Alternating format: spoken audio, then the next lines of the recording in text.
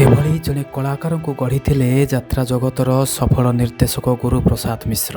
ସେ ତାଙ୍କ ଫେସବୁକ୍ ପୋଷ୍ଟରେ ଲେଖିଛନ୍ତି, କେମିତି କହିବି ଭାଷା ପାଉନାହିଁ, କେମିତି ଲେଖିବି ଶବ୍ଦ ବି ପାଉନାହିଁ। ମୋ ହାତରେ ତତେ ଗଢ଼ିଥିଲି, ଆଜି ତାକୁ ଭାଙ୍ଗିଦେଲୁ। ମୋ ଲୁହ କାନ୍ଦୁନି, ଲହୁ କାନ୍ଦୁଛି ଆଜି। ମୋତେ ତୁ ବାପା ବୋଲି ଡାକୁଥିଲୁ ଜ୍ଞାନ, ଆଉ କିଏ କହିବ ଯେ ମୋ ବାପା ଅଛି ମାନେ ମୋର ଆଉ ଡର କାହାକୁ।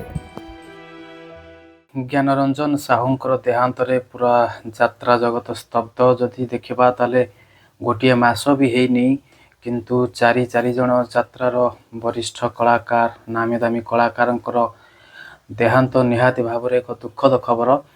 ଏବଂ ଜ୍ଞାନଙ୍କ ବିଷୟରେ ଆପଣମାନେ ସମସ୍ତେ ଜାଣିଥିବେ। ଯଦି ସେଇ ନାଟକ ମନେ ଥିବ ଯେ ବାହା ବାହାରେ କ୍ୟାପିଟାଲ, ସେଇ ନାଟକରେ ସେ ଦର୍ଶକ ମହଲରେ ନିଜର ଏକ ସ୍ୱତନ୍ତ୍ର ପରିଚୟ ସୃଷ୍ଟି କରିଥିଲେ, ଯାହାକି ଥିଲା ତୁଳସୀ, ଶିବାନୀ ଏବଂ ଗତ ଲାଷ୍ଟ ଥର ପାଇଁ ସେ ଧଉଳି ଗଣନାଟ୍ୟରେ ଯୋଗ ଦେଇଥିଲେ ଏବଂ ତା ସହିତ ସେ ଚଳିତ ବର୍ଷ କଳିଙ୍ଗରେ ମଧ୍ୟ ଯୋଗ ଦେଇଥାନ୍ତେ। ଏବଂ ଶିବାନୀର ବହୁ ପ୍ରତୀକ୍ଷିତ ନାଟକ ଯେଉଁଟାକି ଥିଲା ଅଣ୍ଡିରିଚଣ୍ଡୀ ଥିଲା ଏବଂ ଗୁରୁପ୍ରସାଦ ମିଶ୍ର ନିର୍ଦ୍ଦେଶକ ଗୁରୁପ୍ରସାଦ ମିଶ୍ରଙ୍କର ସେ ନାଟକ ଥିଲା।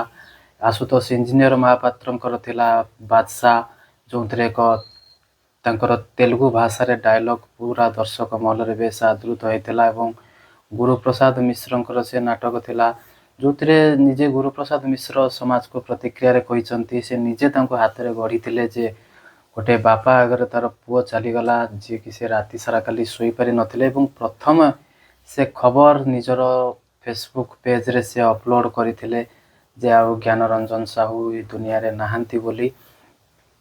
ଆହ୍ଲାର ଗେହ୍ଲା ପୁଅ ନାଟକ ଆପଣଙ୍କର ମନେ ଥିବ, ଶିବାନୀର। ଏବଂ ତା ସହିତ ଏମିତି ଅନେକ ନାଟକ ବାହା ବାହାରେ କ୍ୟାପିଟାଲ ତାଙ୍କୁ ବହୁତ ରେକର୍ଡ ସୃଷ୍ଟି କରିଥିଲା ଓଡ଼ିଶା ଯାତ୍ରା ଜଗତରେ। ଦର୍ଶକ ମହଲରେ ବହୁତ ମେଳା ବି ଥିଲେ, ବହୁତ ଶାନ୍ତ ସ୍ୱଭାବର ଥିଲେ, ପିଲାମାନଙ୍କ ସହିତ ଅଧିକ ସମୟ ସେ ବିତାଉଥିଲେ। ତେଣୁ ଗୋଟିଏ ପରେ ଗୋଟିଏ ଏମିତି ଡ୍ରାମାରୁ ସେ ଜୀବନ ଆରମ୍ଭ କରିଥିଲେ ଏବଂ ତାଙ୍କର ଫିଜିକ୍ ଯଦି ଦେଖିବା ଏବଂ ତା ସହିତ ତାଙ୍କର ଯେଉଁ ଦମଦାର ଭଏସ୍ ଥିଲା, ସେଥିପାଇଁ ସେ ଡ୍ରାମାରୁ କ୍ୟାରିୟର ଆରମ୍ଭ କରି ଯାତ୍ରା ଜଗତକୁ ଆସିଥିଲେ। ଏବଂ ଯାତ୍ରା ଜଗତକୁ ତାଙ୍କ ନିର୍ଦ୍ଦେଶକ ଗୁରୁପ୍ରସାଦ ମିଶ୍ର ହିଁ ଆଣିଥିଲେ ଏବଂ ତାଙ୍କୁ ଅନେକ ଲିଡ୍ ରୋଲ୍ରେ ମଧ୍ୟ ତାଙ୍କୁ ସେ ଚାନ୍ସ ଦେଇଥିଲେ ଏବଂ ତାର ସେ ସଫଳ କରିକି ମଧ୍ୟ ଦେଖାଇଥିଲେ, ସେ ସୁଯୋଗକୁ ହାତଛଡ଼ା କରିନଥିଲେ। ତେଣୁ ତାଙ୍କର ଏଭଳି ଦୁଃଖଦ ଘଟଣା, ଏଭଳି ଦେହାନ୍ତ ନିହାତି ଭାବରେ ଯାତ୍ରା ଜଗତ ପାଇଁ ଏକ ବିରାଟ କ୍ଷତି ସୃଷ୍ଟି କରିଛି। ପ୍ରଥମ ପର୍ଯ୍ୟାୟରେ କଳାକାରଟିଏ, ମୋ ସହିତ ଡ୍ରାମା ଯେତେବେଳେ ମୁଁ କରେ, ମୋ ସହିତ ଡ୍ରାମାରେ କରେ, ତାର ଯୋଉ ଫିଜିକ୍, ତାର ଯୋଉ ଭଏସ୍ ଦେଖିକି ମୁଁ ତାକୁ ବହୁତ ବଡ ବଡ କ୍ୟାରେକ୍ଟର ଦେଇଥିଲି ଡ୍ରାମାରେ। ତାପରେ ସେ କହିଲା, ବାପା ମତେ ବାପା ବୋଲି ଡାକେ, ବାପା ମୁଁ ଯାତ୍ରାକୁ ଗଲେ ହବନି? ସେଟା ଏମିତି ଟୁନା ବାବୁଙ୍କ ସହିତ ଯୋଗାଯୋଗ ହେଇଥିଲା, ଶିବାନୀର ସାମାନ୍ୟ ଟୁନା ବାବୁଙ୍କ ସହିତ ଯୋଗାଯୋଗ ହେଇକି ସେ 2005 ମସିହାରେ ଯାତ୍ରାକୁ ଗଲା ଏବଂ ଯାତ୍ରାରେ ଗୋଟେ ସୁନାମ ଅର୍ଜନ କଲା। ଗୋଟେ ନୂଆ ପ୍ରକାରର ଖଳନାୟକ ହିସାବରେ ବହୁତ ନାଁ କଲା।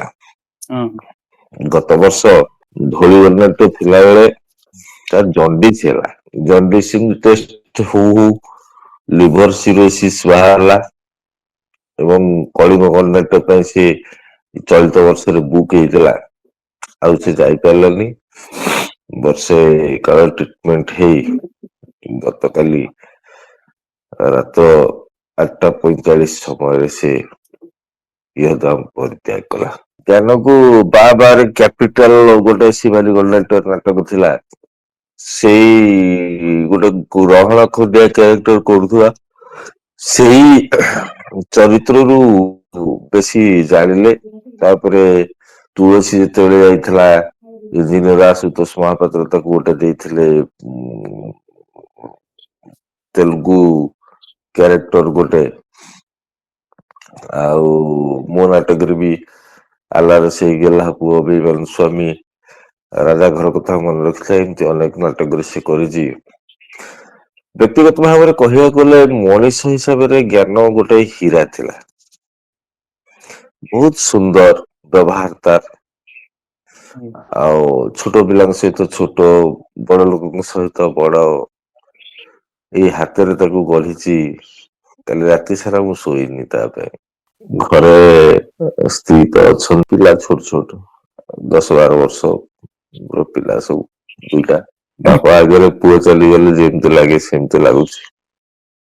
ଗାड़ी किणिबाकु भाबुछंती ताले आसंतु कार बाजार जोटी आपनकु मिलिबो लो प्राइस कार ठु आरंभ करी लग्जरियस कार्स 10,000 किलोमीटर पर्यंत वारंटी और अफोर्डेबल प्राइस रे। औ हां एबे आपनकर फेवरेट कार बाजार रो सेकंड आउटलेट खोली जायछि ऑपोजिट ऑफ एस्थेटिक वर्ल्ड पहाड़ भुवनेश्वर। ताले एबे लो प्राइस रे लग्जरियस कार किणंतु केवल कार बाजार रु।